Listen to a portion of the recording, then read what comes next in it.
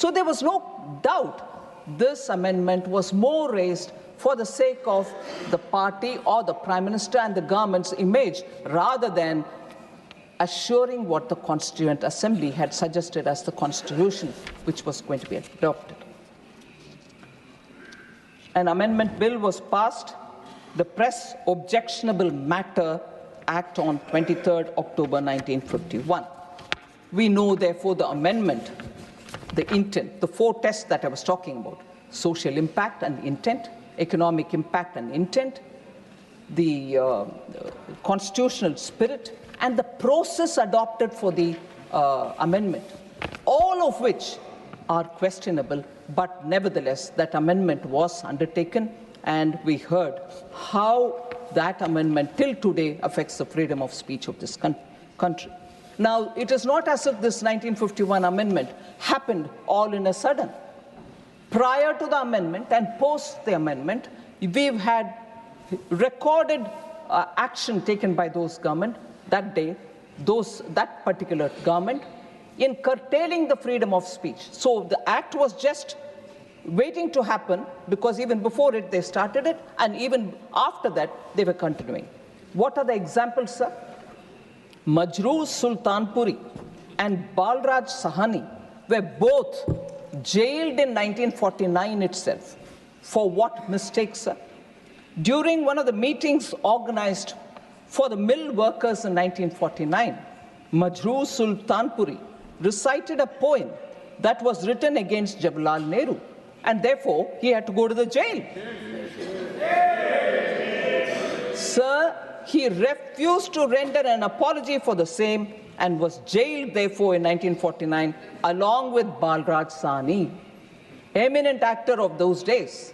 So that is the level of tolerance. And, today we hold our constitution in our hand, go about it, and say freedom of speech. There is sense of fear in the country. Majroor Sultanpuri didn't feel it. Balraj Sahni didn't feel it. But the history repeats when it comes to the Congress party. Sir, Congress's record of curtailing freedom of speech didn't confine it with these two people.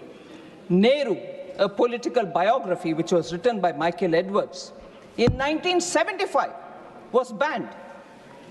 They banned also a film called Kissa Kursi Ka in 1975, which was directed by Amritlal Nahata, just because it questioned Prime Minister Indira Gandhi and her son, and also the Information Broadcasting Minister then.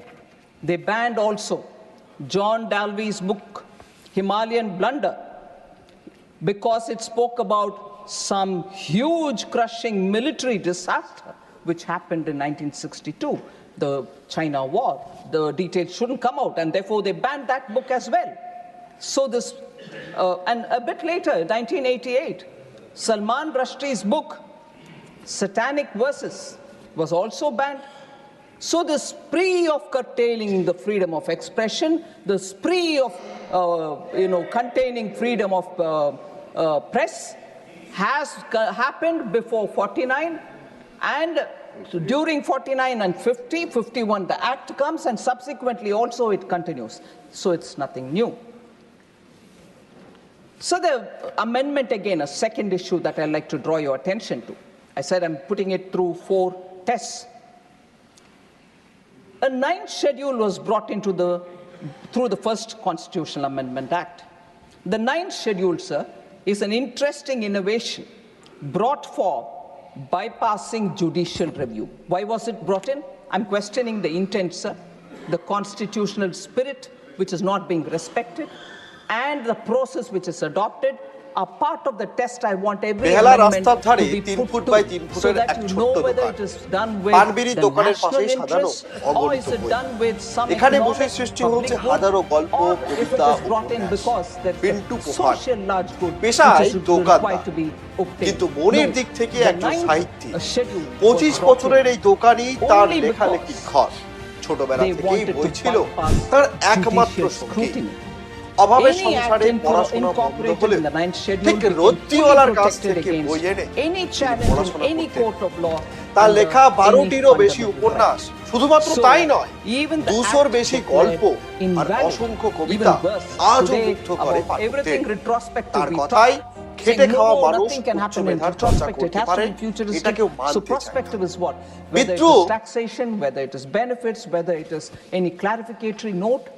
But here we go, the act declared invalid by a court becomes valid retrospectively after being incorporated into the 9th schedule. That's the extent to which they went so that they can bypass judicial scrutiny. And Congress speaks about protecting rights and also on judicial independence, sir. It is shocking. আর তামাশার মাঝেই লিখেছে Yeah, we'll come. I'll come. Please, Sir. Jairam ji, take your The third point, sir. Please अच्छी debate चल रही है, सुनिए, आपका जब समय आएगा बोलिएगा, प्लीज भी SC, अच्छी ST, डिबेट चलिए, आप OBC, जब come समय आएगा। on. People who sat over Kelkar. Sir, the next instance which I would like to put through is amendment being enacted to, again, the judiciary was held in contempt. They had to be committed judiciary or else they were not respected at all. Another example, sir. Constitutional amendment was brought in to nullify a judgment that arose in the case of Mrs. Indira Gandhi versus Raj Narayan, wherein the order of the Allahabad High Court setting aside the election of Indira Gandhi was challenged. So, during the pendency of this case in the Supreme Court, the Congress party enacted the 39th Constitutional Amendment Act in 1975. Again, earlier there is a Supreme Court and many other high courts have given clearance, but even then we'll curb freedom of speech, 1951, the First Amendment. Here, a case is pending. Mrs. Indira Gandhi's case is being heard in the court, Allahabad High Court. But no, we are in a hurry. What if the court comes against me? So I come up with a amendment, 39th Constitutional Amendment Act, 1975.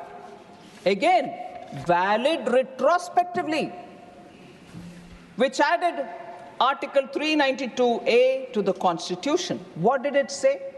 It said elections to the President, Vice President, Prime Minister and Lok Sabha Speaker cannot be challenged in any court in the country. And it can be done only before a parliamentary committee. Imagine the extent to which for a person to save her chair, इसीलिए किस्सा कुर्सी का was banned. कुर्सी बचाने के लिए court का verdict आने से पहले ही हम जा करके अमेंडमेंट करेंगे पार्लियामेंट में. यही है इनके इतने दूर तक जाने वाले विषय, कानून को दुरुपयोग करना, कॉन्स्टिट्यूशनल अमेंडमेंट करवाना देश के हित में नहीं है, प्रोसेस सही नहीं होता, इससे आर्थिक सुधार कुछ होने वाले नहीं है या सामाजिक सुधार भी कुछ होने वाले नहीं है. व्यक्तिगत और परिवारवाद के लिए ही अमेंडमेंट हुआ है. सर, मैं दूसरी और एक उदाहरण देना चाहती हूं. जिससे सामाजिक सुधार के लिए अगर कोर्ट से एक ऑर्डर आता है उसको भी, क्योंकि हमारे राजनीति के लिए वो उचित नहीं है, इसीलिए सामाजिक न्याय दिलाने वाले कोर्ट के आदेश के खिलाफ आकर के अमेंडमेंट कानून को करते हो हाउस में. इससे बढ़िया उदाहरण नहीं मिलेगा सर शाहबानू बेगम केस में, जहां सुप्रीम कोर्ट ने उस महिला को न्याय दिलाने के लिए, एलिमनी देने के लिए, डाइवर्स के बाद जो पैसा मिलना चाहिए वो दिलाने के लिए कोर्ट से जो आदेश आए, the Congress party passed the Muslim women protection of rights on diverse Act 1986, which denied, it's very important, it denied Muslim women their right to alimony. सामाजिक न्याय, महिला के लिए न्याय मिलना नहीं चाहिए, चाहे वो कोर्ट में से आता है या कुछ और जगह से आता है, हम कानून से उनको नकार देंगे. महिला सम्मान नारी शक्ति बंधन अधिनियम ले आने वाले हमारे पार्टी इधर है. इस सदन में पहला कानून जो पास हुआ वो reservation for women sir, whereas the small benefit a widowed woman would have, a divorced Muslim woman would have got, was also defeated by this act. The constitutional amendment which the Congress party brought in 1986. So my test again, sir, neither Samajik Nyay, nor Arthik Nyay, nor the process, nor the constitutional spirit, nothing of this was respected. And each time the Congress brazenly, only to help the family, the dynasty, kept amending the constitution, and this is how far they went, even if it affects any particular women who desperately needed the benefit.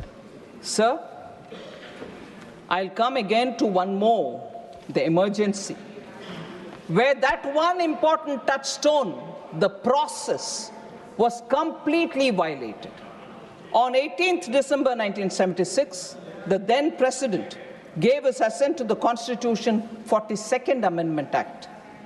During the emergency, when the term of the Lok Sabha was extended without proper justification, they invoked the law to say Parliament has to be in session for 5 years, but we needed to have one extra year, so the act was extended. The Lok Sabha term was extended. And in that extended term, when the entire opposition was put to jail, there was nobody there.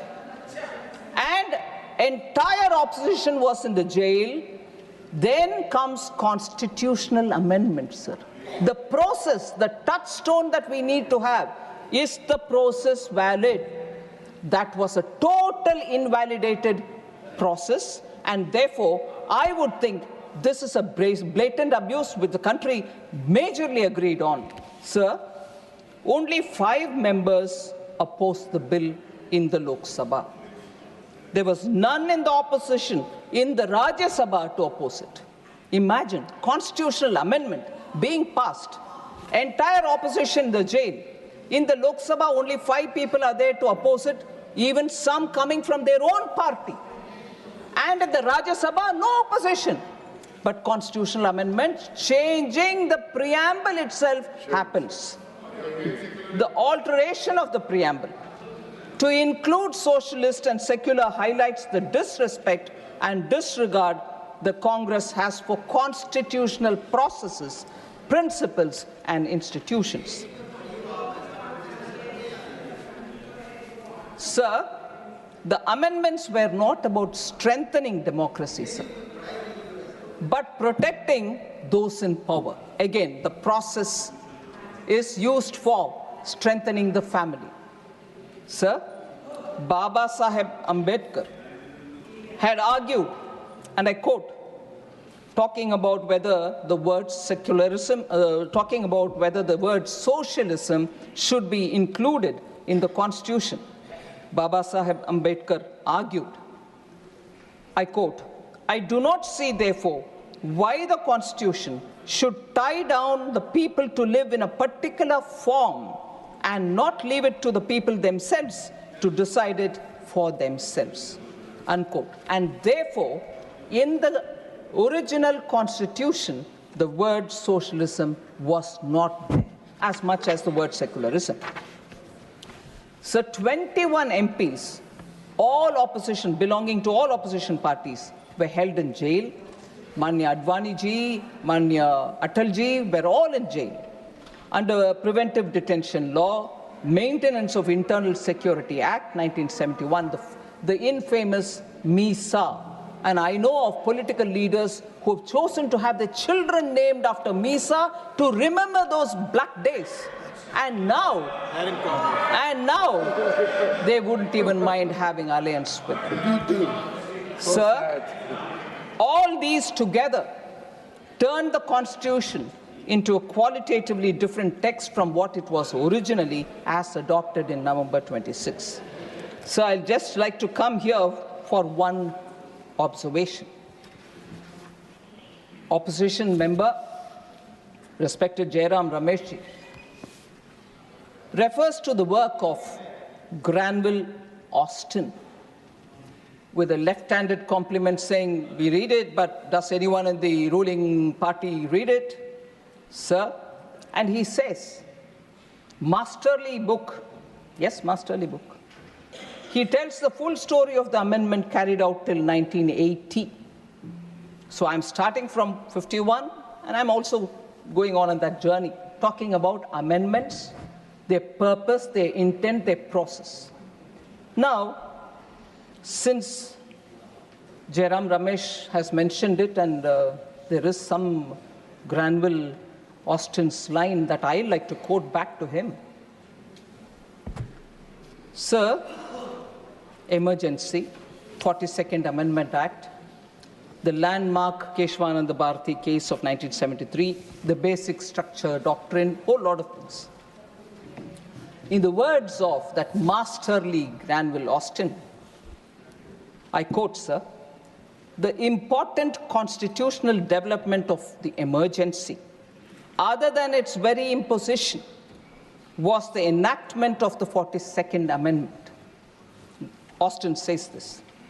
And he further says, coming in November 1976, the amendment demonstrates the progression of the Prime Minister, referring to Mrs. Indira Gandhi. I really quote again. Coming in November 76, the amendment demonstrates the progression of the Prime Minister and her government from having near absolute power without a coherent program, other than the protection of her prime ministry to power expressed through fundamental constitutional change. So, unquote. Exactly the point that I'm putting forth about emergency, the way in which 42nd Amendment passed through, how opposition leaders were all in the jail, not one person to oppose in the Rajya Sabha, in the Lok Sabha, just 5 of them speaking against it. When Granville Austin has said this, poor Jairam Ramesh did not mind quoting something else from Austin, but ignored this. Point proves. So the selective. Please आप बैठ जाएं। माननीय शक्ति सिंह जी, आप जगह लें please.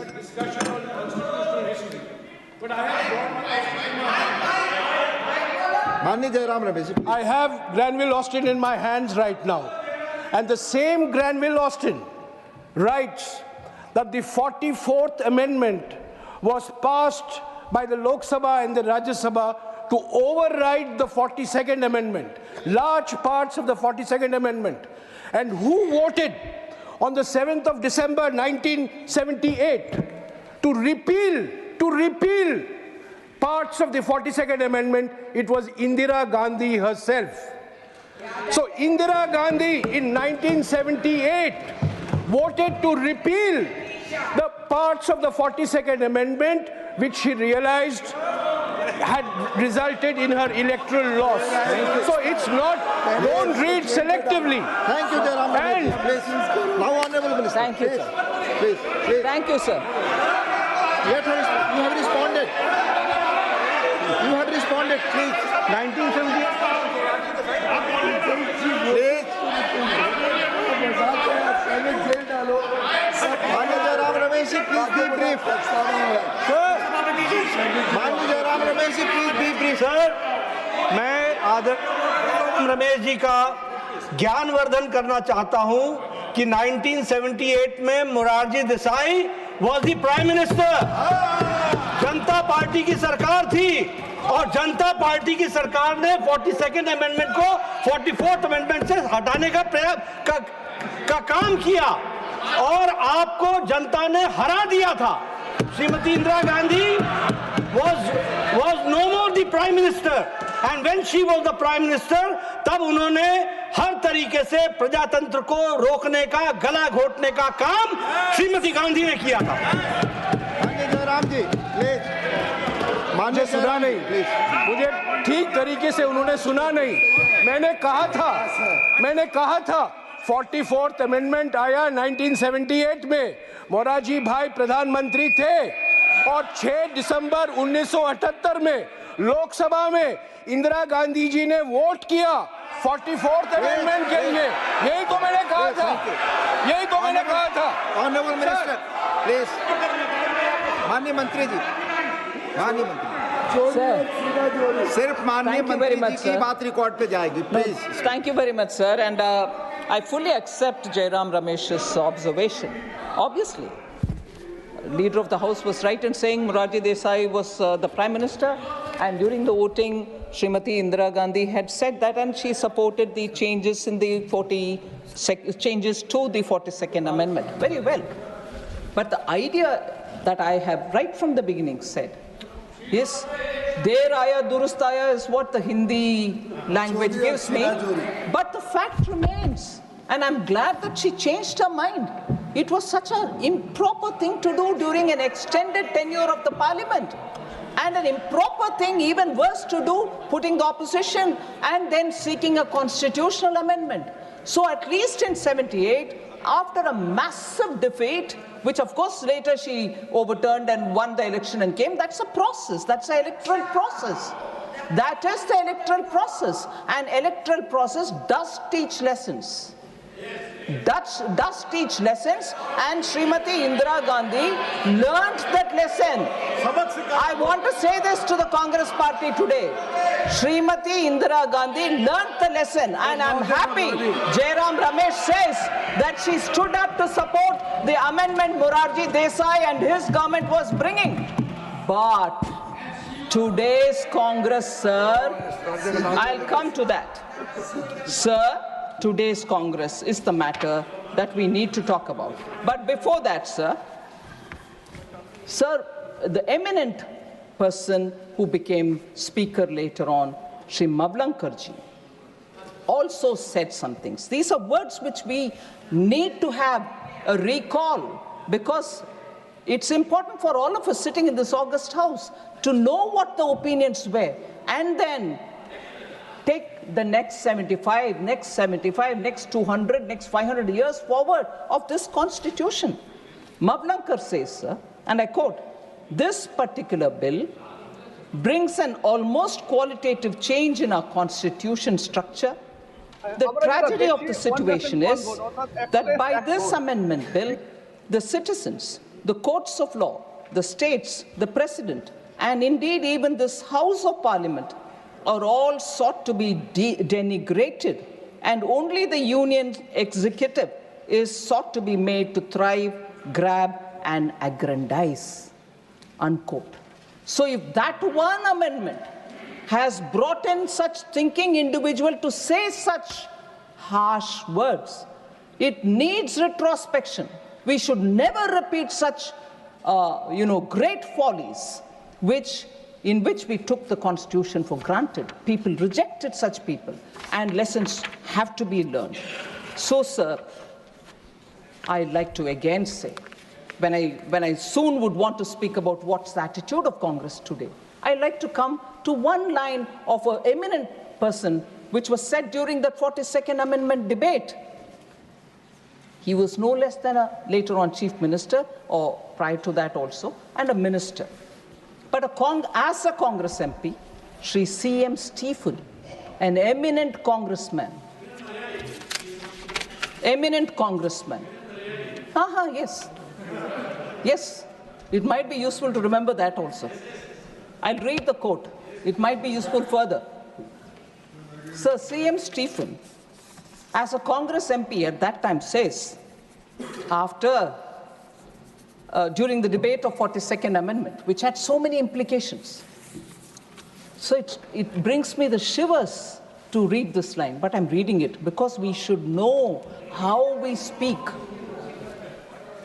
Quote, sir, I quote, "Now the power of this parliament, through the 42nd Amendment that is declared to be out of bounds for any court." Shame. He says this. Now the power of this parliament is declared to be out of bounds for any court. It is left to the courts whether they should defy it. He continues, "I do not know whether they will have the temerity to do that.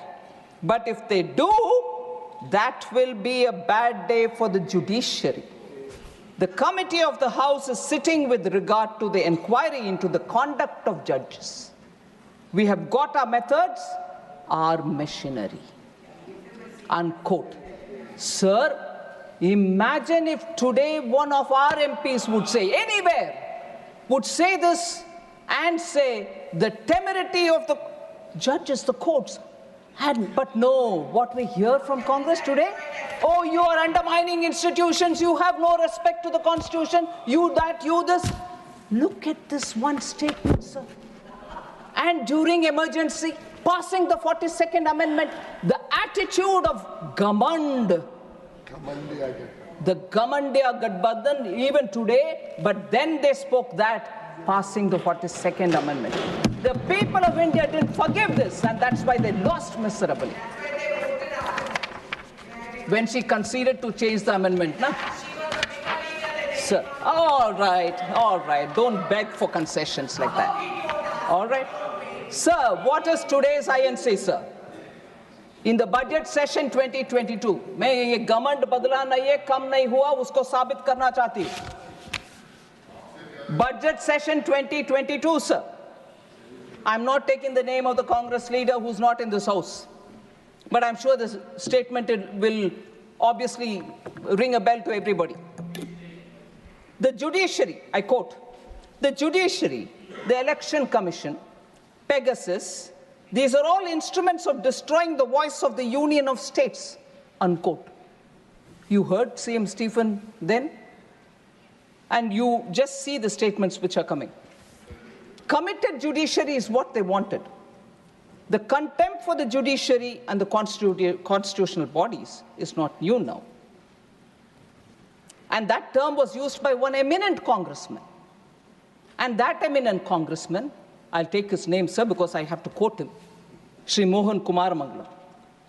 He had said that the government will appoint chief justices based on the government's assessment of their philosophy and outlook, telling the parliament in 1973, I quote, certainly, we as a government have a duty to take into consideration, I'm putting it in brackets, certainly, we as a government have a duty to take the philosophy, the outlook of the judge in coming to the conclusion whether he should or should not lead the Supreme Court at this time. I repeat this quote, sir. Certainly, we as a government have a duty to take the philosophy and the outlook of the judge in coming to the conclusion whether he should or should not lead the Supreme Court at this time, unquote.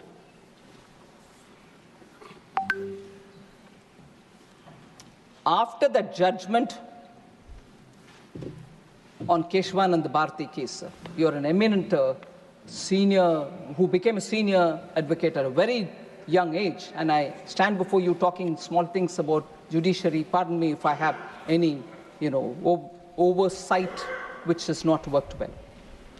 A day after the historic judgment in April 25, 1973, in the Keshwanand Bharati case, in which the majority declared that the parliament cannot alter or abridge the basic structure of the constitution, Srimati Indira Gandhi was furious with the judgment because it constricted the party's plan to bring in major amendments. So the three judges, this is what I want to highlight, committed judiciary. If they are not there, we'll do what we want. So the three judges were accorded swift punishment via suppression on April 26, and Justice A.N. Ray, who did not subscribe to the majority decision, was elevated. After Ray retired in 77, again, Srimati Indira Gandhi government gave supersession, superseded the senior most candidate, Justice Hansraj Khanna, to appoint Justice Mirza Hamidullah Beg as the Chief Justice.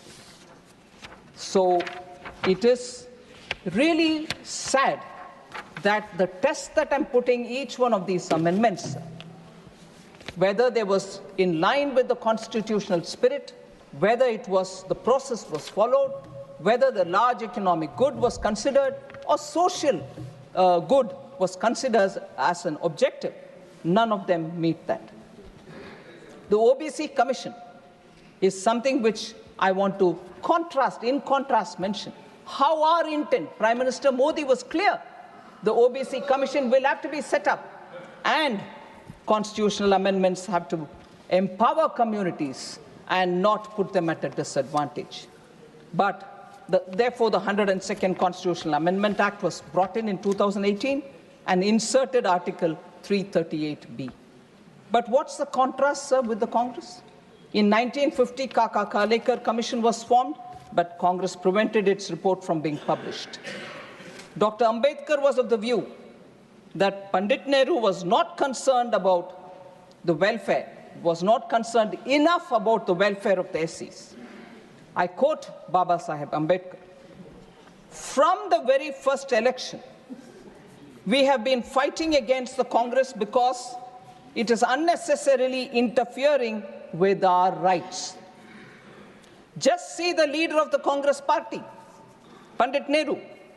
He has delivered 2,000 speeches during the last 20 years, but he has never spoken about the welfare of scheduled castes even once.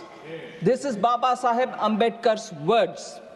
So, from this, he further says, from this you can judge what sympathy the Congress party can have for our people when its leader is so much adamant.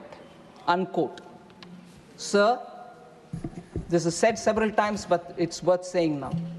Congress did not even allow Baba Saheb's photo to be installed in the central hall of the old Parliament House for decades. He was, of course, denied Bharat Ratna. Similarly, the Mandal Commission was created to provide reservation for backward classes. But Mrs. Indira Gandhi or even Sri Rajiv Gandhi opposed it, delaying 27% reservation for the OBCs in central institutions. So we are the ones who brought it in, not the Congress. One more interest.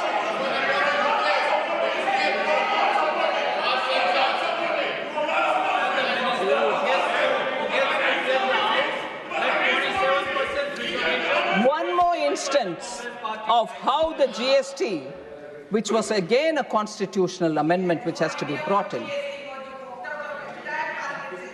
Sir, GST related constitutional provisions has never been encouraged prior to its bringing by Prime Minister Modi in 2017. Sir, this started very quickly to trace the timeline, sir. Sri Atal Bihari Vajpayee was the first to suggest during the NDA rule in 2000 to get going with the GST. However, the sincere efforts that he made could not realize or could not see the light of the day. And the 10 years after his tenure, led by the UPA, did not much do to get it on board. Sir, within 2 years after the introduction in the Parliament of the GST-related 101st Constitutional Amendment Act was passed and ratified by more than 50 states with effect from 8th September 2016. Just the data will tell you, sir, where the Congress party was. Despite being a coalition comprising of 26 parties, the UPA could not manage to get this GST. Even Congress-ruled states were opposed for the GST to be brought in.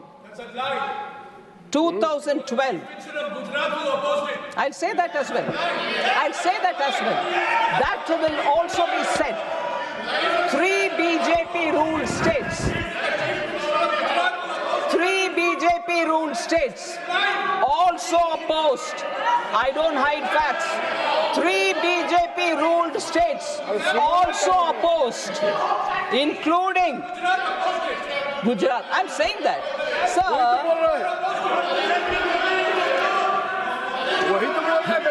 I'm saying it, sir. I'm saying it myself that Gujarat opposed it. I'm saying it myself. अरे नंबूत्री बात government को save नहीं कर पाया कांग्रेस से, आप क्या खड़े हो रहे हो? कम्युनिस्ट है, बैठ जाओ। Sir, 3 non-BJP ruled states, sir. So I don't. 3 non-BJP ruled states. I said about Gujarat, now I'm saying non-BJP ruled states, including Congress-ruled Maharashtra, opposed provisions of the UPA's GST. So if they want to first shout about Gujarat, I'm saying it myself. But please do shout about Maharashtra as well. No, they want to pretend they were all ready. They were not ready. Sir, Congress-led ruling UDF government, all right, in Kerala voiced severe concerns. Okay, sir, left front opposes, UDF opposes, Congress is part of the UDF, but no, they will never say that. One Gujarat is what they want to say. And I'll tell you why Gujarat had to oppose also. So, they could not bring the GST amendment. When we bring it, this is how they would like to shout about it. But I'm sorry, I'm not lying, sir. I'm sorry. I will have to demand a written apology from Shri Jairam Ramesh for accusing me of lying, which I never do. And whether it is parliamentary or unparliamentary, first of all, sir, the chair, I trust you will take care of that. But accusing me of lying is now very clear, runs in the Congress blood. Somebody had to go to the court to say sorry. When I was the defense minister, not only did they call Prime Minister Modi as a chore, but they kept calling me that I'm lying. And who had to go and apologize in the court? And now, I wouldn't mind seeing another member going and apologizing in the court, although the word said in the parliament is never taken to the court. Sir, all MPs in the House, when the GST was brought in, and this is also something which the Congress will have to gulp if they can. All MPs present in the House, including those of the Congress, had voted for the GST constitutional amendment, which was brought in by Prime Minister Modi. In fact, I wouldn't mind if Jairam Ramesh once again calls me that I'm lying, but records of the parliament will say it. Jairam Ramesh wanted to move some amendments, but Dr. Manmohan Singh personally asked him not to do so because of the fine consensus that has been arrived in the GST Council. Yes. Sir, I don't lie, records don't lie. Don't jump in a hurry to accuse me that I'm lying. Sir? I will authenticate it. But you authenticate that I'm lying, please. Honorable Minister. Honorable Minister, it's a fair comment by Jairam Ramesh. You need to authenticate it. Yes. And during the course of the day, when I watched the Lok Sabha debates, I frequently came across, please authenticate. It is started in this House. Honorable Minister. Thank you, sir. I will authenticate. And despite the support given by the Congress in passing the amendment, GST constitutional amendment, you have the Congress leader, again not taking name, goes about calling the GST a Gabbar Singh tax. Sir, and therefore, about amendments, I have said some words. Now I just want to highlight... Minister, but if some Gabbar Singh comes and files a suit then? Sir? If some Gabbar Singh in the country comes forward, oh, yes, that I have been defamed there. That's right, sir. And the problem, sir, when GST matters come, I will sometime again speak as much as I've done it earlier. Congress ministers are sitting and arguing about rates, sir, that they will not know. The GST Council, Congress finance ministers are also sitting and talking about it. So we are marking the Constitution 75th year. I want to just remind again something very, very quickly, sir. When 75 years of Indian independence was marked in 2022, Prime Minister Modi had celebrated it in the name of Azadi Ka Amrit Mahotsav. throughout the country. Every state government participated. Every state government also picked up all the freedom fighters, known, unknown, all of them were celebrated, and there was a lot of discussion all over the country. And recently, sir, Prime Minister also spoke about the 11 oaths that we need to take in the Lok Sabha when he spoke. And in 2022, from the Red Fort, he had announced how Panch Pran, meaning we need to get out of that Gulami Mansikta. We have to get over that and look forward to building this country and taking it forward, and so on. But 75 years of Indian independence, Azadi Ka Amrit Mahotsav, 75 years of the Constitution, we are having these wonderful debates in the two houses. Every 25 or 50 years are celebrated, sir. I'd like to remind as to what was the celebration when in 25 years of Indian independence, what did we do? So I'm contrasting this. When the completion of the 25 years happened in 1973, sir, when in 1973, how was it celebrated, sir, 25 years of independence? There was a time capsule. A time capsule was interned, a Kal Patra was interned in the Red Fort. And at that time, the people were told, this time capsule will be seen only after 5,000 years. And in that time capsule, the journey of India, free India, was all being written, and actually, it was kept as a top secret. Nobody knew anything as to what was inside the time capsule. A professor of history was employed to write this India since 1947, marking the 25th anniversary. But it was kept a secret. Sir,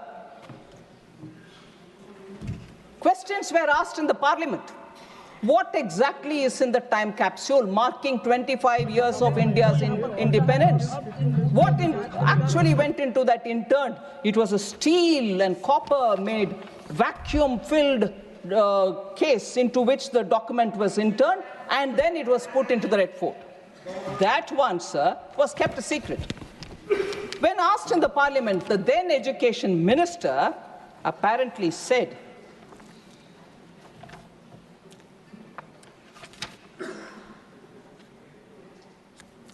and I'm reading from the book published by an eminent parliamentarian, Ira Sejian.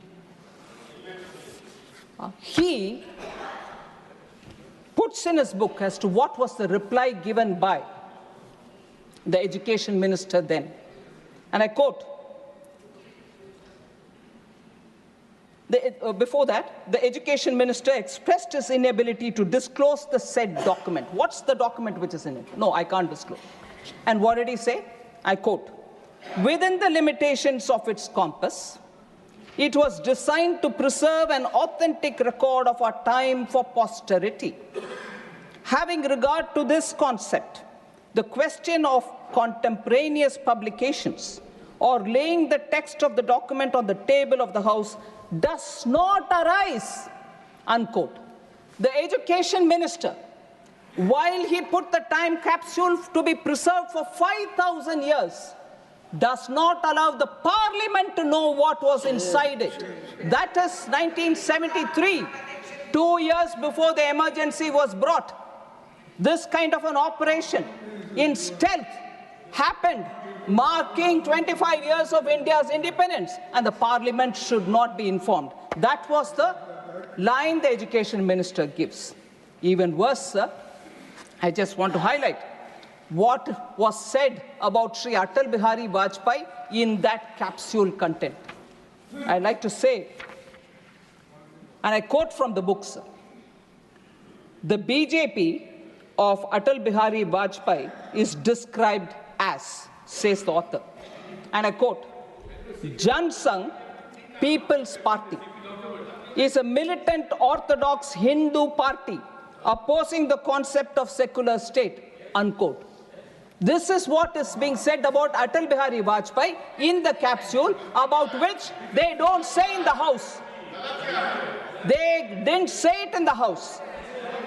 Even worse, sir, if that is the record for first 25 years of independent India, which has to be preserved for 5,000 years, look at what has been said. C. Rajagopalachari, there was no reference. There was no reference to C. Rajagopalachari, the first Governor General of this country. To the President of India, Dr. Rajendra Prasad, had no mention in that content. Dr. Radhakrishnan, Zakir Hussain, and to the Prime Minister Lal Bahadur Shastri, who though short in physical stature, was tall in political stature, who went all the way to Tashkent as a pilgrim of peace to establish harmony in this part of the world. Don't you think this author, who's a parliamentarian, asks, don't you think that such names deserve to be inscribed in the historical document of our country during the period of the first quarter century of Indian independence, unquote. So that's the level of secrecy about even members of parliament, about eminent leaders of different political parties, and sly comments were all packed up in that. Later, it was all removed. So that is the nature of Congress party, sir. I want to highlight that fact. Sir, the names missed out is something which shocks the country, but that was the level to which the party went in the arrogance with which they were trying to rule. So the Constitution and the misuse is what I'm talking about here. Sir, one more thing, again, on the economic impact of such amendments which they bring in. It's a test for every one of us, whether it is one amendment today or another amendment tomorrow. Does it have an economic intent for the larger economic good, social intent, process, constitutional spirit? Let's see. Let's test each one of our acts, the amendments that we bring in, and then decide whether what we are doing is right. Sir, the Soviet model, which the Congress party copied under Prime Minister Nehru, continued with Indira Gandhi, was a model which did not do any good to this country, sir. C. Rajagopalachari, the socialism, that socialism was refashioned as Mahal Nobis model, the central command and control structure, the license, quota, Raj, were all part of this. And in that, C. Rajagopalachari writes, sir, to the Prime Minister. He says, in an open letter, he says, Nehru came to Madras on Tuesday with all the paraphernalia of Prime Minister of India and attempted to, in a speech, talk about Rajagopalachari and his principles. But here, in Swarajya magazine, he publishes it in 1962, February 17, and I quote from that article. I want an India clear of the atmosphere of fear in which it is now enveloped, 62, where honest men engaged in difficult tasks of production or trade can carry on their occupation without fear of ruin at the hands of officials, ministers, and party bosses. He says that, I want an India where talent and energy can find scope for play without having to cringe and obtain special individual permission from officials and ministers, and where their efforts will be judged by the open market of India. And so on. He goes on, sir. I want the corruption of this permit license Raj to go. He says that. So a member who was part of the Congress party himself writes to Pandit Nehru saying this cannot go on, your socialism is ruining this country, the license permit Raj could not continue because you are leading to corruption. Sir, periodically Congress questions, hey, BJP, RSS, Jansan, what was your role during the freedom movement? We all know it and we've said it, but I want to ask the Congress, what is your role in the Arctic, India's economic freedom? What is India's economic growth? What is your effort in building economic strength of India?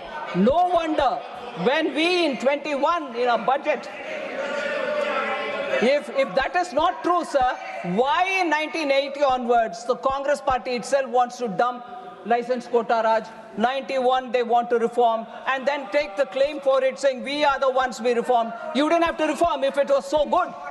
It was damaging the Indian economy, and socialism was therefore brought into the Constitution's preamble through the 42nd Act, Amendment Act, only to prove that they are doing right thing. Although that was not needed at all, because the directive principle of state policy has enough and more. And that is where I want to bring this one particular important observation, sir. The Nehru Development Model, written by Arvind Panagaria. Latest book. This will tell you, sir, from an academic perspective also, how the socialism, the control Raj, the license quota Raj of the Congress's 50 years of rule ruined our economy. Though the country did come to terms with its mistake and changed course in 1991, by then it had lost 4 precious decades. Moreover, the history built over these decades continued to haunt its development efforts even after the change of course. For one thing, the base income remained low. Given that the opportunity to grow rapidly had been missed in early decades. Therefore, even an acceleration in growth to 7 to 8% range on a sustained basis could not deliver genuine prosperity for another few decades. Moreover, 4 decades of patronage of socialist ideas and policies came to hardwire Indian politicians, bureaucrats, intellectuals, and even business people in ways that made a swift march to a market economy politically challenging. That's the reality of the policy of the Congress party, which they themselves came. We've reformed the country. They baggaged the country in 50 years, and later they wanted to claim that they are reforming and bringing prosperity to this country, which is not true. So therefore, sir, when Prime Minister Modi gives a call that first of all, sir, with all this socialism, 42nd Amendment to changing the preamble, the much promised Garibi Hatao has not delivered by them. If it's not been delivered by them, what did that socialism do to us? So when Prime Minister Modi says Vikasit Bharat 2047, we all should have to work together to make sure that that is done with all of our responsibilities intact, and such changes to the Constitution which they brought, which has only brought in decay for the Indian economy. I will not get into the details. Another paper from 2009, sir. Cato Institute Center for Global Liberty and Prosperity. What are we discussing? Yeah, we are discussing the Constitution and the mistakes done by the Congress party, as a result of which the Indian economy is suffering, sir. Socialism kills. The human cost of delayed economic reform in India, sir. I'll authenticate this and give it to you to show how Congress party's attempts have only weakened the Indian economy. Sir, we changed that by clearly saying that the budget will now very clearly focus on the Indian economy, and as a result of which we will see a lot of economic growth. I'm not getting into the detail of the budget speech 2021, sir, paragraph 86. Those interested can see the thing. Sir, I'll come to this point about the Constituent Assembly, financial inclusion, economic justice. That is why I argued first, saying this declaration in the preamble, bringing socialism, was not warranted at all. There's enough and more said in the directive principle of states policy. Directive principle of state policy is adequate for us to do all the social, economic, justice-related activity. But no, the Congress party was doing it for their political agenda rather than for the larger good.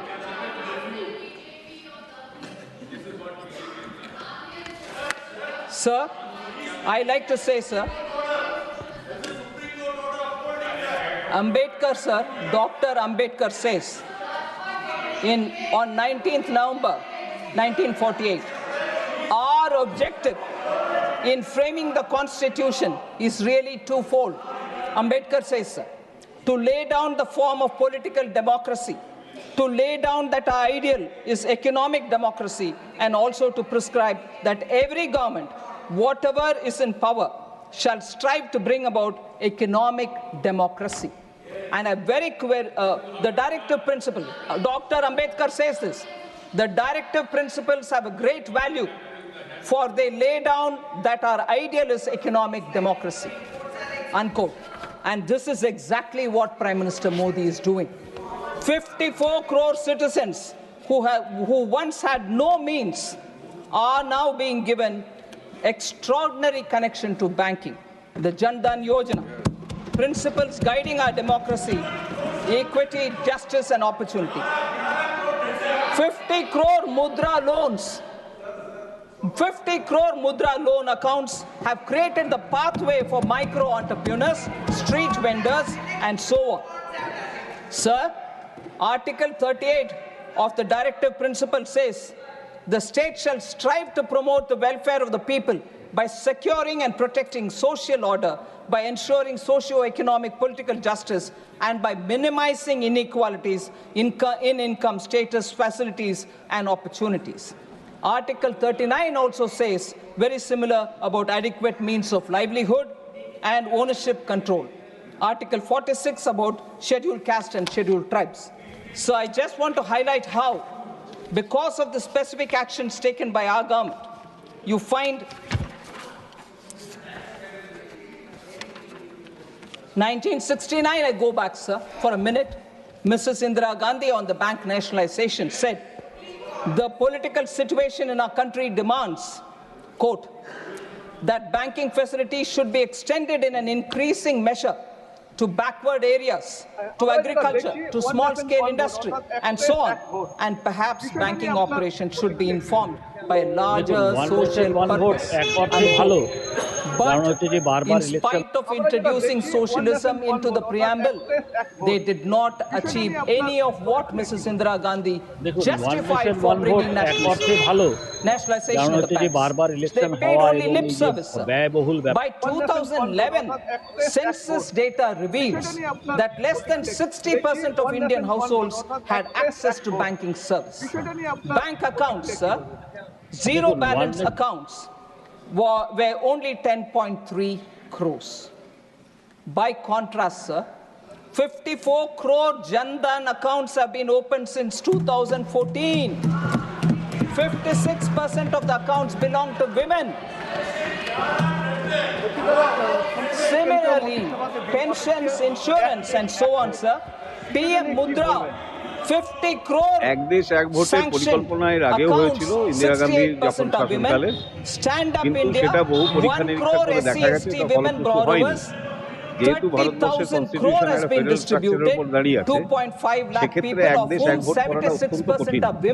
তার কারণ বিভিন্ন রাজ্যে বিভিন্ন formation রয়েছে, বিভিন্ন রাজ্যে বিভিন্ন সময় বিধানসভা ভোটগুলি হয়, লোকসভা ভোট হয়তো একসঙ্গে হয়, কিন্তু মাঝে মাঝে যখন ধরুন কোথাও কখনো কোনো জনপ্রতিনিধি মারা গেলেন, তাকে কেন্দ্র করে উপনির্বাচনগুলোকে সংগঠিত করতে হয়।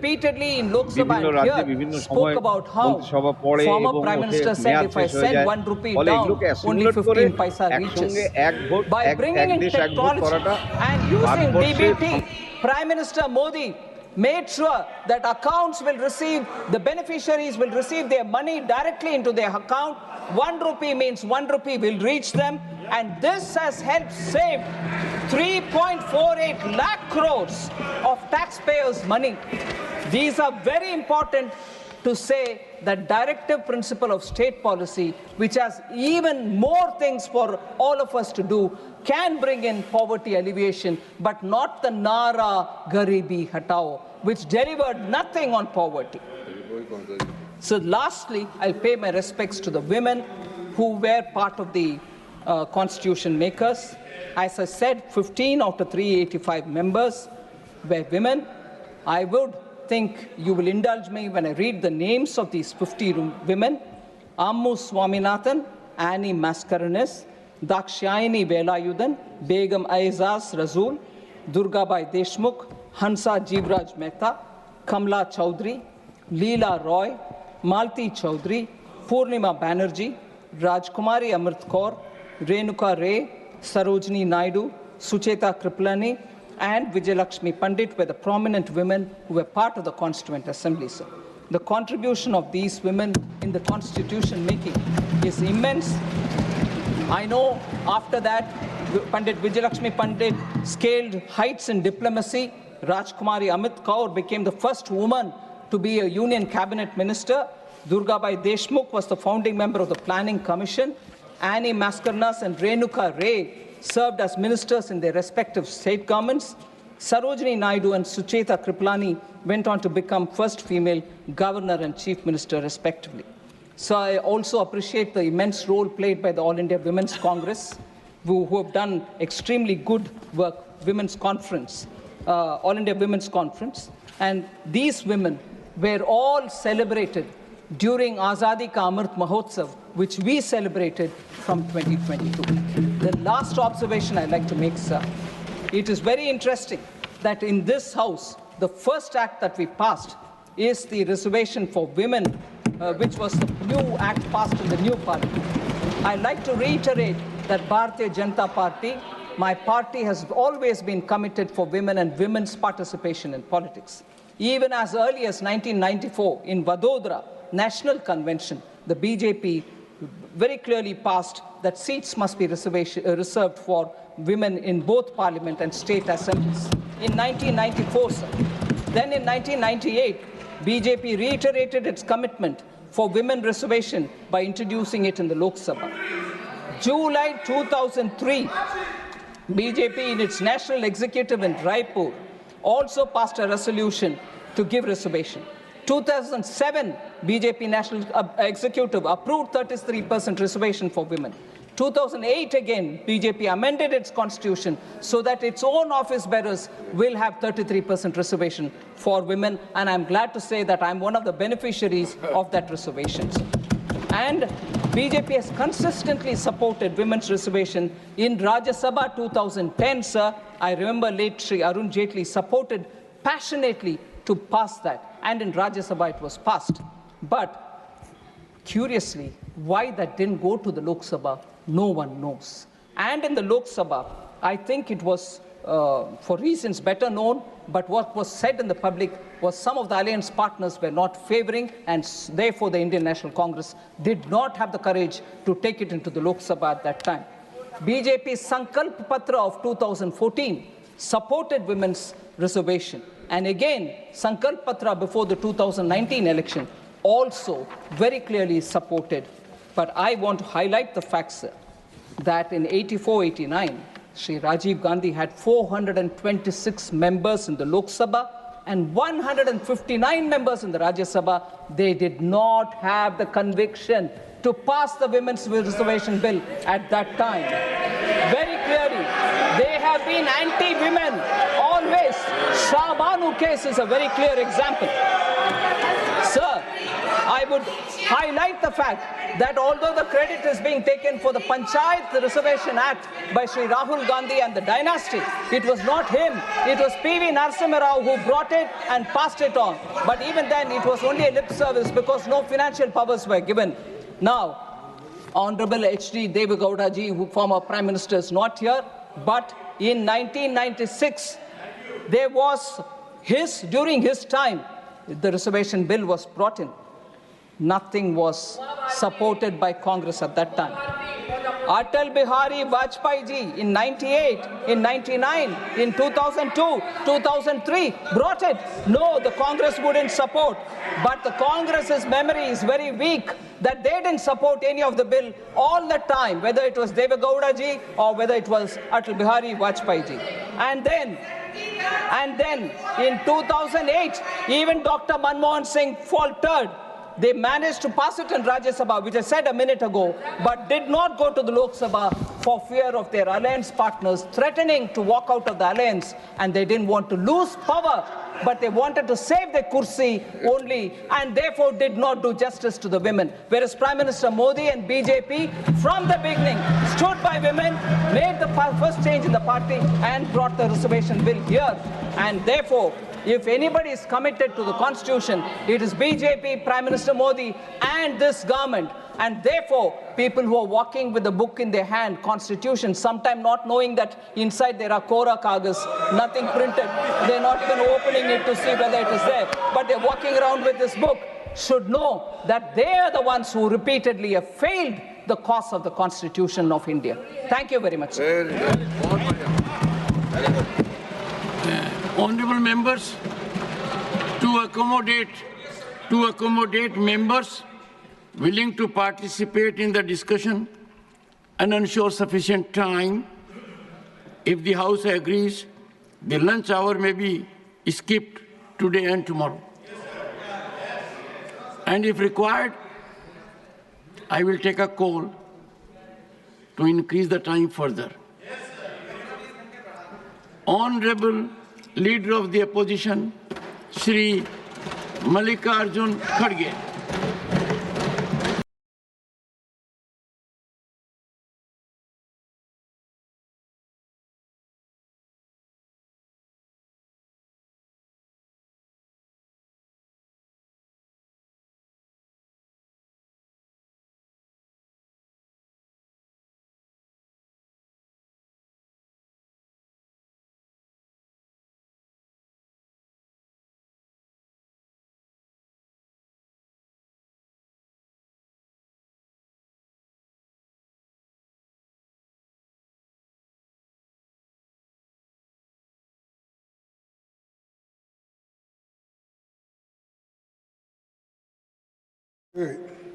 दो टुकड़े करके और बांग्लादेश को लिबरेट करके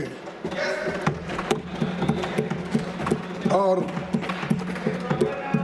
1 लाख लोग 1 लाख पाकिस्तानी सैनिकों को बंदी कराकर इस देश को बचाया और इस देश की शान पूरे दुनिया में चले गई और सारे लोग